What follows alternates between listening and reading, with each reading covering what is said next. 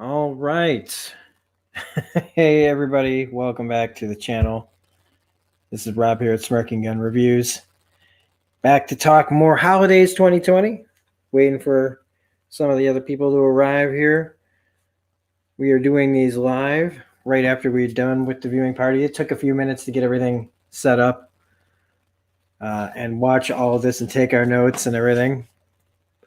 But this is the second episode of the holidays of 2020. If you're liking what you see on the channel, don't forget to hit like, subscribe, all that jazz. Man, do I need a haircut. Like when you put it like this, almost looks like the hair is part of the beard. But yeah, if you're enjoying the content, please like, subscribe, all that stuff. Check out our other content on the channel right now. We're doing His Dark Materials on Fridays. Tomorrow, or whenever this uploads today, possibly, it's Thursday the 10th, me and Corey Shoemaker are reviewing the last two episodes of season 1 of Agent Carter. So it's our big finale for while we take a little bit of a break between season 1 and season 2. Of course, we'll also do the Fandalorians on D's reviews on Saturdays. And then more of these holidays reviews. So you can also find me on Twitch at Smirking Gun Plays, or occasionally here on YouTube at Smirking Gun Plays as well. So let's get into it. So today we are talking about two things. One of them I really like. One of the things is one of my absolute favorite holiday things. And the other thing is a new thing to hate. Yes, I'm using the hate word. But I really, really, really didn't like one of these. Try to guess which one. So when we talk about South Park holiday episodes, and you get to Mr. Hankey's Christmas classics, it was this episode that I actually hadn't seen. I actually had the CD for the Christmas. I just bought the Christmas album because I didn't have cable. And back then, you weren't just getting all the episodes dropped to you. There was no DVD collections at first. There were just little tapes that would have like 2 or 3 episodes before the DVDs started coming out. And so if you didn't have cable, and if you had cable and you didn't have a VCR to tape it, these tapes got circulated a lot. You might not see an episode though. And so Mr. Hankey's Christmas classics, I didn't see for a long time.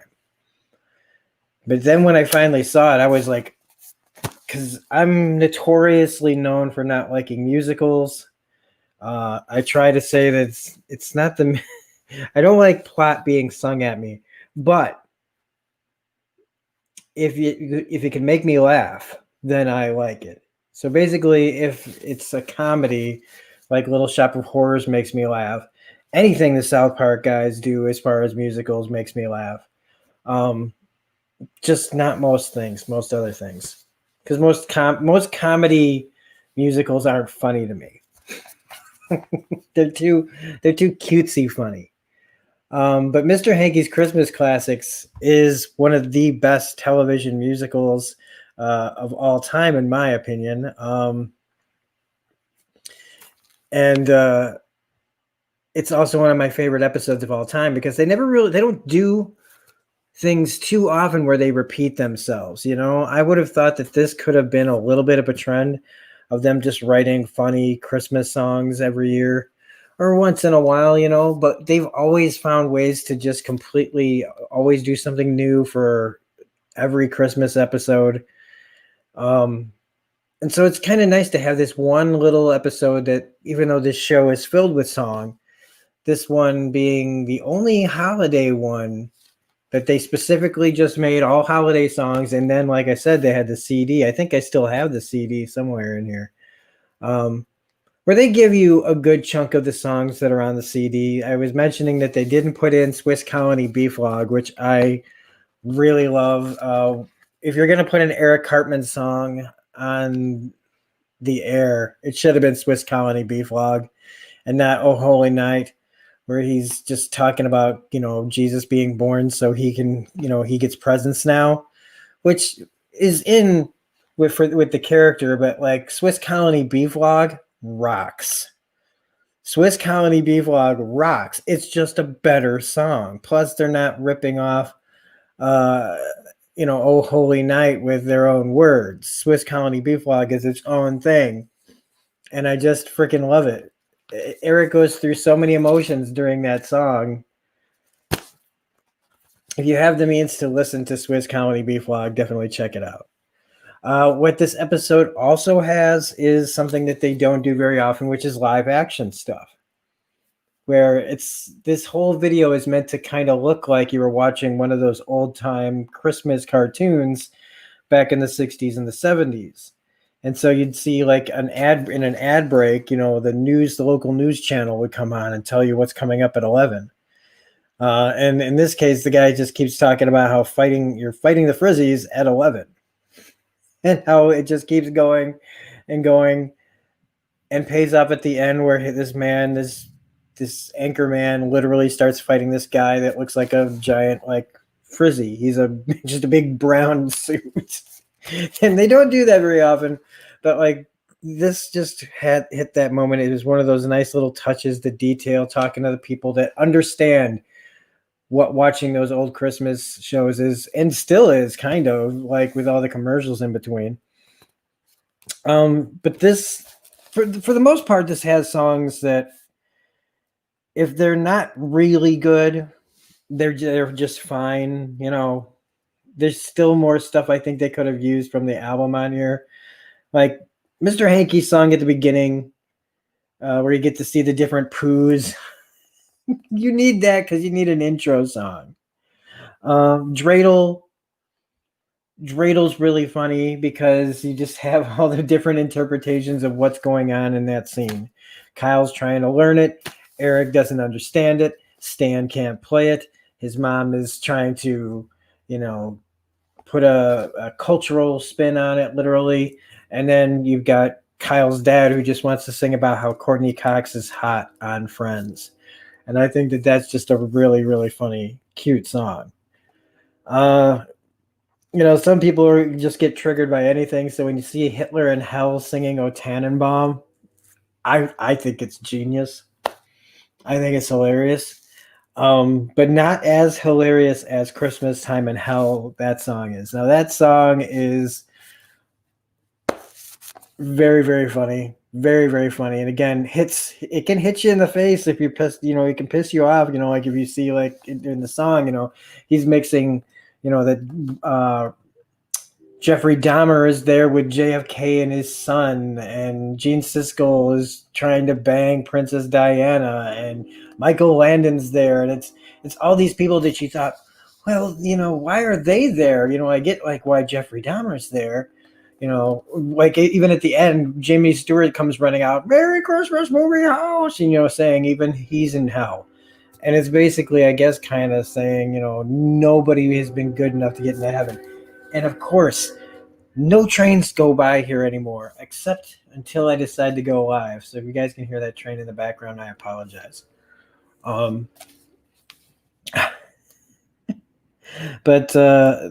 Christmas Time in Hell is a lot of fun. The whole got to make room for Andy Dick. Andy Dick is still around. Back then he was known to be like a heavy partier, and just another. People were looking at that guy going, besides Farley that died around this time and stuff, they were looking at Andy Dick. But Andy Dick, he's still with us. Next up, you have Ding Dong okay. And that's just funny with that guy's, the way that character's voice is. That works really well, and that's really clever. Oh Holy Night, again, the Eric song, it's Eric being Eric, just looking at the mythos of Jesus and realizing that because of this story, I get presents every year. Again, Swiss Colony Beef Log would have been a much stronger song, but they were going with a shorter song and on brand, I guess. So Eric just being Eric is fun. Just not that funny. Then for me, like, again, the highlights in here are just really Merry fucking Christmas from Mr. Garrison. showing the aggressiveness of the holiday and not caring about what other people are doing at Christmas time. If you're not celebrating Christmas, then fuck you. And literally throwing the Christmas tree and the lights at people and forcing, trying to force the Christian Christmas down these other nations' throats. And it's horrifying and hilarious because you get that's one of the great things about animation and what we learned with all the way back with, well, even further back than Homer Simpson, but he's a great, example of you can get away with anything as long as the audience knows that the character is a complete idiot. And so with Mr. Garrison being the idiot here, the said idiot, you can get away with saying all these horrible things because you know that it's a completely awful way of thinking and nobody in their right mind, the 72 million, would make mistakes like that. Sorry. But it's still a great song, man. When he gets so aggressive on Japan, just, hey there, Mr. Shintoist. I mean, he goes so far as he goes, God is going to kick your ass, you infidelic pagan scum. Wow. Like, talk about really going for it. Another thing that really didn't need to be in here was Three Ships with Shelley, where she throws the piano on Stan and Kyle for making fun of her behind her back. It's like Shelley has no arc. She had the great episode with Skylar, in the band and Timmy 2000 and all that, but really they've never really given her anything to do. And so early on, I know that's why they put it in there, because if they had Butters on the show, they'd have cut this right away. But it closes out with Santa and Jesus, the lounge singing act, very a la Bill Murray SNL. And this is just great because it's talking about, like the egotism of the two main figures of Christmas lore, Santa and Jesus, and how Santa gets frustrated because Jesus has 300, there's like 300 Jesus songs and only 4 fucking Santa ones. He walks off the stage because Jesus just keeps singing his songs, like without even skipping a beat and not waiting for Santa to get a turn. And Santa walks off the stage, oh, fuck you, Jesus. And it's just so great. But like before it even gets to that pitch, when he's all desperate to think of a song and he just starts singing Rio from Duran Duran, I mean, that is genius. And how it ends with that. Her name is Rio and she dances on the sand. Just really, really funny. Really, really funny to close it out with. And then, they do the little Mr. Hankey, have yourself a merry little Christmas at the end, where Kenny is killed by a chandelier. He didn't escape this Christmas episode. But he didn't escape Merry Christmas, Charlie Manson either. So, anyway, that's Mr. Hankey's Christmas Classics. Again, it's so good, and it's so early on, and I know that a lot of these older episodes are kind of quaint now, but back then, I mean, still listening to Mr. Garrison say, pass some beef, like eat some beef and pass it to the missus, to the Indians. I mean, it's still pretty wild. And if you are from the 90s and you hear like Christmas Time in Hell and you hear like Michael Landon's hair looks, well, it's Christmas time in hell. Yeah. It's a little dated, but it's really, really funny. And one of my all-time favorite episodes of South Park. I'm glad that we got to like watch that on the Discord. And then now we're getting to I guess you could call it the main event. It's like way to bring down a house, like talk about this really fun South Park Christmas episode. And then we get to talk about a movie that I didn't think I'd ever see. So once I knew I was going to be doing a holiday month, I knew that I had to track down Kirk Cameron Saving Christmas, because I've seen Brad Jones talk about it, and or the Cinema Snob, and I've seen other people talk about this movie, and I just thought, well, I don't, what am I going to say about it? If I ever saw it, I'm not going to see it. But this brought up the opportunity. As soon as I saw it, I was like, we have to cover this movie. And wow, wouldn't you know, Amazon Prime, it has it. I want to say hi to the chat, Devra and Reina. My favorite Santa song is I Saw Santa Kissing. I think you mean Mama Kissing Santa Claus, but unless there is a song called I Saw Santa Kissing Santa Claus, which does that mean that, like, what does that mean? Anyway, Kirk Cameron's Saving Christmas. A little background here before we get into the whole thing is when it comes to Kirk Cameron as a person or an actor, really. When I was a kid, I made a choice between two actors, two characters.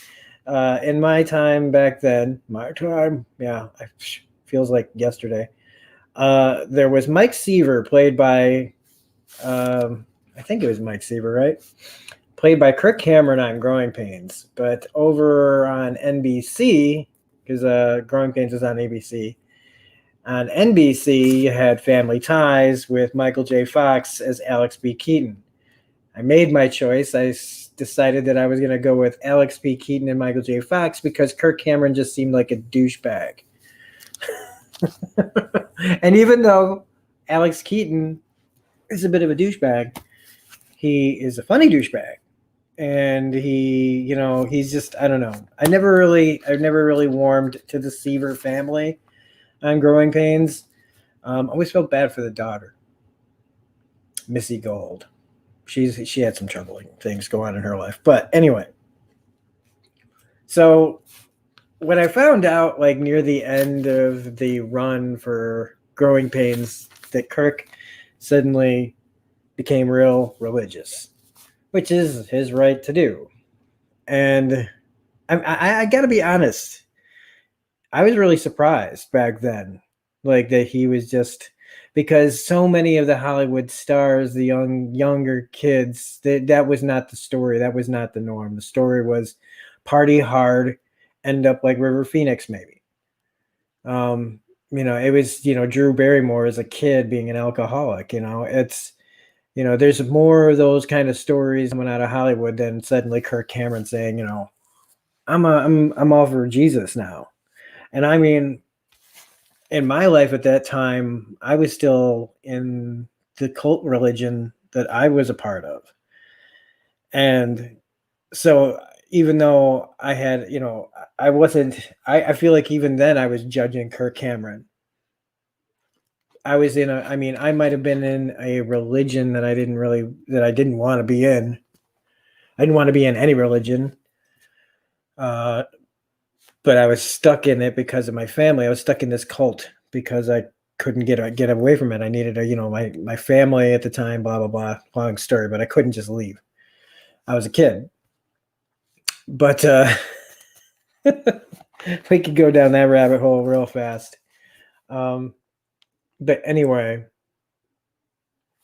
I wasn't judging him, but I was kind of like, because I was actually kind of mad. I was like, you've got all this in your life and you suddenly decide you're gonna join the God Squad. And here's the thing. I don't give anybody who believe what you want, have whatever faith you want. If you're not hurting anybody or anything, and by that I mean you're not trying to push it on other people, or you're trying to influence people, or you don't let your children, think for themselves or make their own decisions when it comes time for this kind of thing. Whatever you want, whatever you personally want to believe. Like I said, as long as you're not hurting anybody, I don't care. I don't think religious adequately describes Kirk Cameron. No, but I don't think I particularly stated that he was, but he is. So now I lost my train of thought. Um, let's just get into talking about this. So yeah, my whole basis is, I tried to watch this as straightforward as I could, with as unbiased as I could. And all I could think of was, well, I mean, right from the beginning, why is this movie being narrated? This felt like so much less like Kirk Cameron's, his production company put this together and everything, and he's in it. But it just feels like, we talk about movies by committee. That some of our favorite movies get ruined by too many people trying to voice their opinions in here. But this feels like this is one of those things that literally feels manufactured, where it just doesn't feel like like they're trying to sell you a real movie. Like, this is a really well done 4K home movie sermons, or like something you buy for like a family member who you think is having a hard time during the holidays, and you need to set them straight. Because I barely think this qualifies as a movie, other than somewhere in here it's Kirk subtly browbeating this guy into seeing Christmas as he sees it, not as, and changing his mind from how he's been seeing things. Because if you deviate from that, if you have differing thoughts over the years, or you start to actually change as a human being, or you start whatever, that's the wrong way of doing it. You're not looking at things correctly. But when I asked, like, why is this being narrated, that's when I realized, I was like, yeah, this is a product. The director is the guy in the car, whose name is Christian, which just like made me laugh out loud. That the director is playing this guy named Christian, and this guy happens to hate Christmas, because he falls into that category of, none of this is about Jesus. So it's not that he's one of those guys who just doesn't like religion. He loves religion. He just doesn't see why all these people are glorifying things other than Jesus at Christmas time. Now, they talk about the other group of people that do this, that are the ones that are out to try to just take Christmas from the Christians. And while there's people out there, sure, that like are gonna be like, I don't want to hear this, that, and the other thing. I should have the right to worship or not worship it. I should have the right to not have things thrown down in my face. I gotta get a drink of water.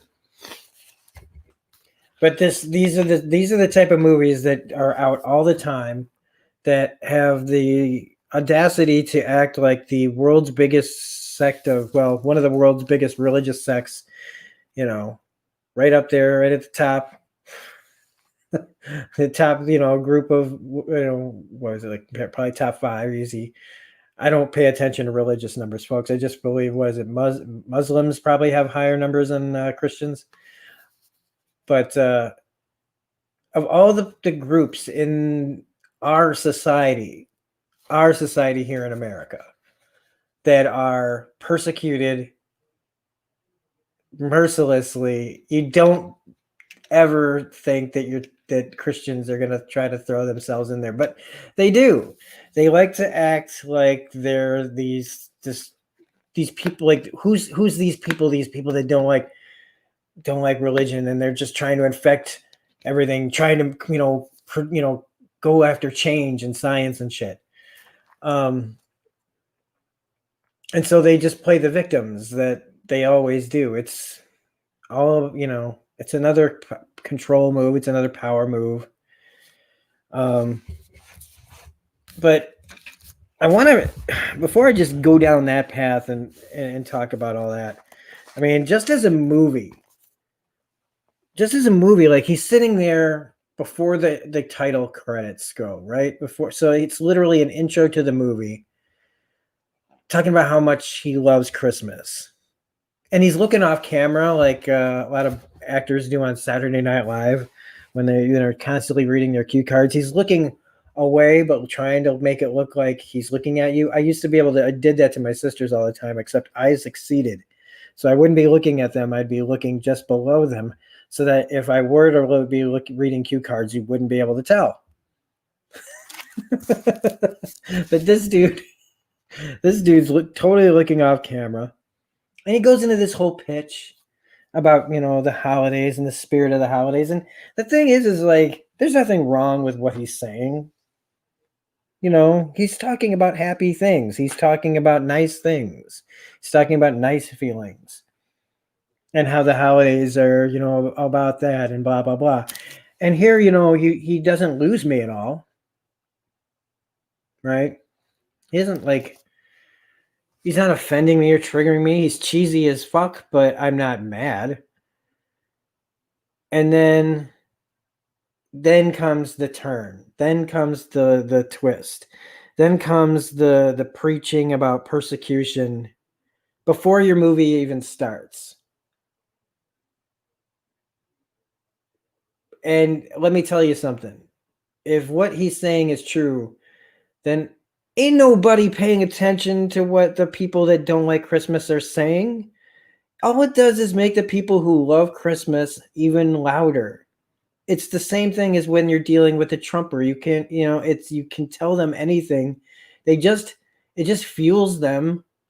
It doesn't hearken, it doesn't do anything but actually strengthen their resolve. So when people make fun of this stuff or whatever, we're not dealing with the biggest brain trust in the world. We're dealing with 72 million idiots. And this is the kind of shit that they swallow, is these people who just tell them, like Kirk Cameron's doing in here, oh, you don't believe in Christmas? Well, you're wrong. Like all those things that this guy says, this whole long list of things that he feels when he looks at Christmas and he sees this, that, and the other thing that aren't the holidays, whether I agree with him or not. He's talking about, commercialism and presents and buying things and the tree and Santa and all this crap. Like, what does any of this have to do with Jesus? And Kirk Cameron just like shuts him down, like completely, just doesn't even listen. And he's like sitting there with that look on his face, partially a look that's like, I understand. And the look of a man who in about 2 seconds wants to beat the other man senseless. Like there's parts of this where he's talking and that they're acting and they're reading lines, but it's almost like Kirk hears some of the things the guy's saying and he forgets that he's acting.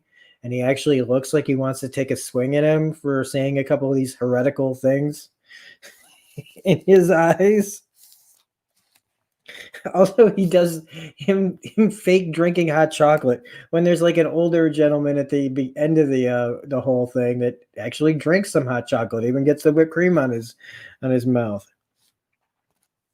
But he's sitting in this car, which is the movie. Okay, everything else is either a narration over a recreation of some past event, or it's just Kirk and the director in a car talking about why this guy should, all the things that he sees that aren't Christmas are actually Christmas. To me, again, this falls into duck season, wabbit season, where if you keep saying the same, something, and then you switch it up and that person just kind of goes along. So he starts breaking it down where he's talking about the nativity scene being in the corner. It's like the only thing. And he's like, but the question was, what do these things have to do with Christmas? And when Kirk says the nativity, well, first off, he wasn't saying that the nativity wasn't part of it. He was saying it was this tiny little forgotten part. But Kirk decides to glom onto that right off the bat and talk about the whole history of the birth of baby Jesus and what's the most important thing. And it's these swaddling clothes. And it's like they just start talking in like screenplay form, describing a situation. And then you just kind of hear enough noise where you think you're being told something when you're not really being told anything that is pertinent to what was being asked, which was, what does this have to do with the freaking Christmas party that they're having? But they go into this really long diatribe about who was there and what was frankincense and myrrh for, and I kept going, well, when is he going to get to the point? When are they going to get to the point? And then, the line, maybe you're listening to the wrong people. He didn't say he's hearing anything from anyone. He's saying that he's been seeing this. But he can't have his own thoughts. Oh, no, we must think that this has come from an outside source, not your own brain. The party, this phony ass looking party where they just said, look, you guys can all come over to this house. We're just going to shoot some stuff. We're going to do some dancing. We're going to have a couple of guys in the background that are supposed to be comedic relief, and they're not. I feel bad for those guys. Hopefully they end up somewhere better than this film, unless they believe all this stuff, and then they can just. I hope this is the pinnacle of their careers. Otherwise, but yeah, we got what's the one guy talking about Crazy Shirt Friday, and he just goes into this long thing that has nothing to do with any of this. Just talking about how office work sucks, man, and if you don't have Crazy Shirt Fridays, well, you might as well burn the motherfucker down. The tree skirt and the swaddling cloth are both made of fabric. That's great. I don't care. Well, now that we're talking about, oops, wrong one. There he is. There's old Kirk. So yeah, this phony ass party that's going on, where everybody's just looks like, don't look at the camera. Just don't look at the camera. Don't. Oh, you looked at the camera. So my favorite line though in the car, one of my favorite lines in the car was when he goes, "Let's just put Jesus in the corner." And then, of course, I thought Dirty Dancing. Don't put Jesus. Nobody puts Jesus in the corner. The whole not born in December thing. They gloss over that. He's like, everybody knows that Jesus was born in December, right? Why are we celebrating December?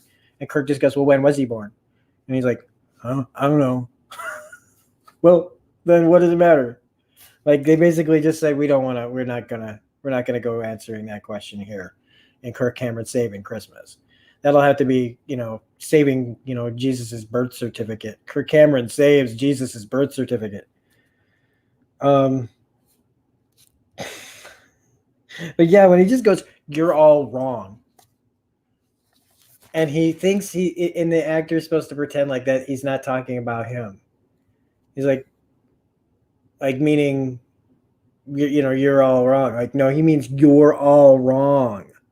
Like, not collectively.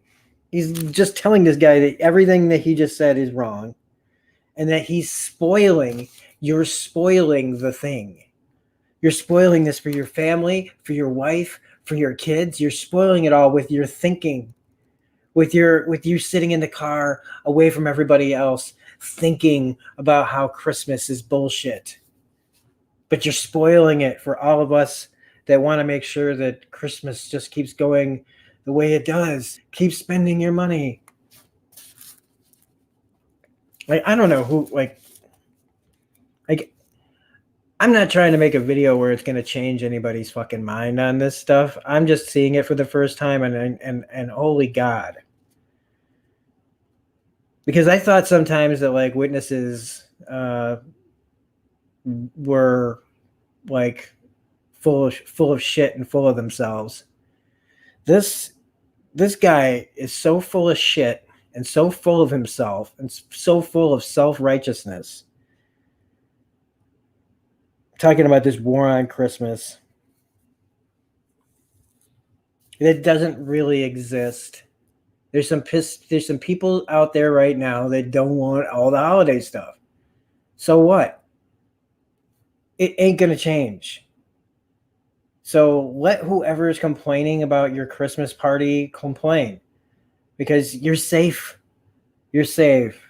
Trust me, you guys, you're safe. You might have to change some of the rules and some of the way you say things so that but it's like telling these people to put on masks, right? Any kind of thing that feels like a compromise to these people is basically turns them all into Karens.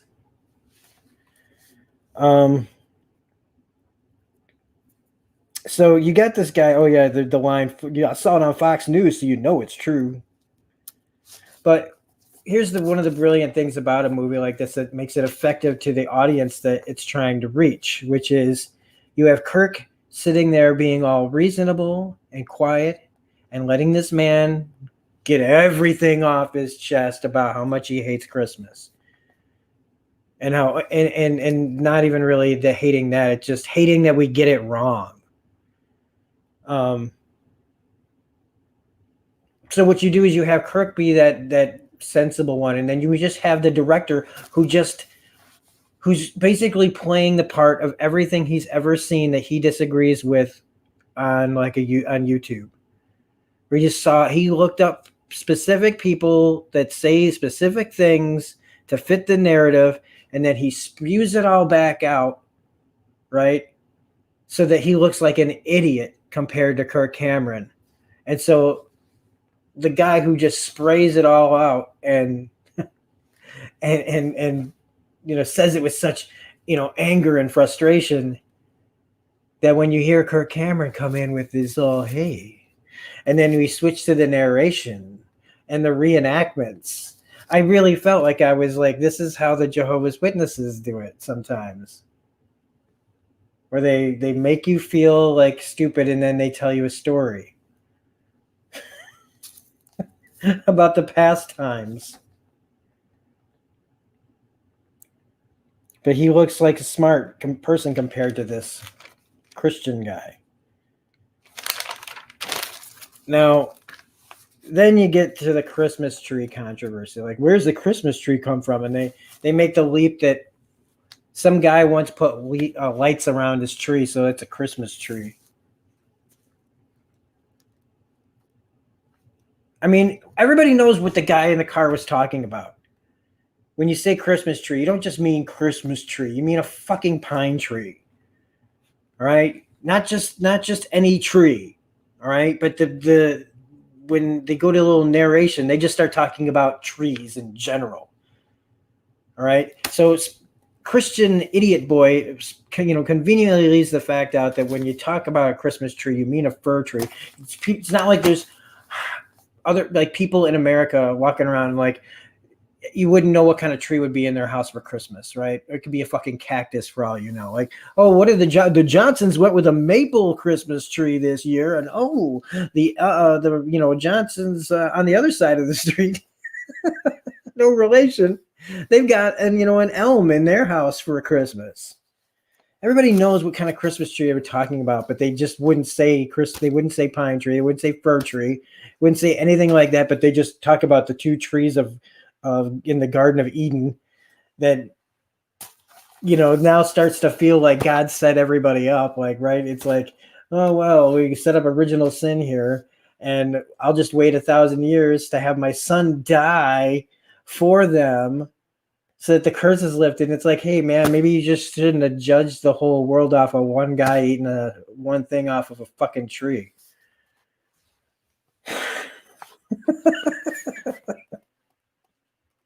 That was at the point where I wrote down, I feel like I'm sitting through a lecture I can't leave or stop listening to.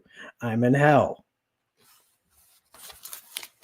Because that's what I felt like I was listening to sermons from when I was a kid. And when I was listening to this stuff, it wasn't like my mind was filled with like this anger and hatred, like they want to make it out to be like it's like a vampire smelling garlic, being around garlic or something, or a cross where we all just go. No, I can listen to it and not be angered because it just was gibberish and nonsense that I've heard a million different times in a million different ways. But I don't like being lectured to, so I'm just like sitting there going like, "Oh my God, Kirk, you need to shut your mouth right now." Because they make the conclusion that an empty tree is an empty cross and Jesus was on the cross. And oh, yeah, the guy who ate the apple. So Adam ate the apple, which means that later on, Jesus literally put himself on a tree because that was the only way Adam could, God could let the debt be settled on original sin. Just like, what? And that smug look on Cameron's face the whole fucking movie. And then they get to the Santa Satan thing, which I thought was like I'm there's almost like a checklist I should have brought with me for this movie, where he's like, hey, Santa, Satan, same letters, coincidence and everything. And I really wish that they were just gonna go down a really weird path, but they don't. No, they don't. I mean, he's like, Santa's hijacking the holiday from Jesus. Like, I find it hard to believe that any of these people spend this much time thinking about Jesus. I just do. I anytime that people say this shit this much means that it's a lie. Okay? I'm sorry. I know there are people like this that just live dutifully for the body of Christ. But most people, it seems like they only act like this when they're faced with something else that they'd rather not discuss. When it's about something else and not the thing that they're like, I don't want to start spinning my wheels, but they bring up Santa and Satan, and Kirk, of course, wants us to know the real Santa Claus. And the real Santa Claus was bad. He was a real bad guy, but like bad good. And I went, oh, shut the fuck up, movie. Because this, Saint Nick was at the most important meeting of the religious time. And I just like thinking to myself, if this guy's having such a hard time with Christmas this year, just get drunk like everyone else. You fake it till you make it, baby. All right, drink enough of that eggnog and you'll be dancing without having to listen to Kirk in your car on Christmas Eve for half an hour. Just get drunk like the rest of the world. Because it'll be over in the next day, and then you can just go back to being a self-hating whatever. So then he's like, now, see Christmas through new eyes. There was like he's standing behind the guy, right? He opens the door. Again, these guys all have 4K cameras and they waste them for the most useless, stupid shots. And Kirk Cameron's standing behind him like, the angel on his shoulder. And he's like, now see Christmas through new eyes. And I just wanted him to I was hoping he was just going to say, and then kill everyone and smite my enemies. But no, unfortunately, it just turns into, hey, don't look closer. Don't deviate. Just be one of the herd. Be one of the sheep. All those things you're worried about, they're not real. We have a convenient explanation for all of the things that you have a problem with. Just accept things the way they are. Make things fit for your narrative. And that's when we got asked a question about how many murders happen on Christmas. And I never really thought about it before, but crime rate goes up, suicide rate goes up. Not that either of those are good things at all. But I thought it was a very interesting time for that question to pop up in the chat during the movie. And then it turns into a dance routine where basically the movie's over because he learned his lesson. His lesson being he thought differently than the rest of everybody else. He was questioning how do they do things, why they do things. And for that, he had to pay with having Kirk Cameron sit in his car for a half an hour, browbeating him with narration from like something on the History Channel that you'd see at 3 o'clock in the morning. But the dance scene, I guess we can all say that we just got served by Christ, because that dance, it was horrible. This whole thing was horrible. I don't even know how they get away with calling it a film, other than there is a character who does go through some crisis. It's a short film about a man who's having a crisis of Christmas faith, sandwiched between a dance off by the whitest. Did you notice like the really good dancers though weren't white? And I think that they were probably like the ones who taught the white people to dance. And as Bill here in the chat saying, they focus on the wrong things. Like they could have focused on Nicholas, giving up his fortune, helping the sick and the poor, but they focus on how he beats the crap out of someone for not believing in Jesus. Yeah. Saving Christmas, everybody. Look, like I said, I have my own reasons for how I think. Notice I said think and not believe. And that sounded pretentious. I apologize. That sounded fucking pretentious. Believe what you want. If you don't like this video, I apologize. This is not an attack. This is a review, and the review, if you couldn't tell over the course of all this, is like, first off, like if we want to say, well, he didn't really review it on a technical level. Yeah, just because something's in 1080p doesn't make it good. You have weird editing shots, weird close-ups. The whole fact that so much of it just takes place in a car, so all you have is windshield, over here, windshield over there. The reenactments were filmed decently, I as reenactments go, that's where it looks like all the money went. Certainly didn't go into teaching Kirk how to pretend to drink hot chocolate, but it's barely an hour and 20 minutes long, and that's with credits. So literally this is the kind of crap that I would have been forced to watch as a teenager by the religious people, like by the higher ups that would have a tape for watch this with the kids. So Kirk Cameron Saving Christmas, I will never watch it again. I'm kind of glad I saw it though, because it just reaffirms how, how I'm so glad I'm not a part of all that kind of stuff anymore. So anyway, if you've made it this far, thanks for watching. If you like this review, please hit the like button, comment, share, subscribe, hit the bell for all notifications. There will be some stuff popping up here and there and everywhere after this ends up being processed and all that jazz. Thursday, or whenever you see this, probably today, again, Agent Carter season finale, 2-part review coming up tomorrow, but probably won't be up till Friday. 25 Cookie Monster, good job. Thank you. Thank you very much. And Friday with Corey Shoemaker as well, we're going to be reviewing the Muppet Christmas Carol. So we're going to, we're not just talking about movies that we want to rip on, like Santa, Jaws, and Surviving Christmas, or Kirk Hammond Saving Christmas. There's going to be plenty of good stuff in here too. We got Trapped in Paradise and Batman Returns and Down the Road, It's a Wonderful Life. So, keep an eye out. And we're also, like I said, we're also reviewing an episode of South Park holiday stuff with every episode. So thanks for watching. We'll see you on Friday. Have a good one. Bye, everybody. Thanks for watching. Thanks, everybody in the chat. Bill, Deborah, 25 Cookie Monster, Raina.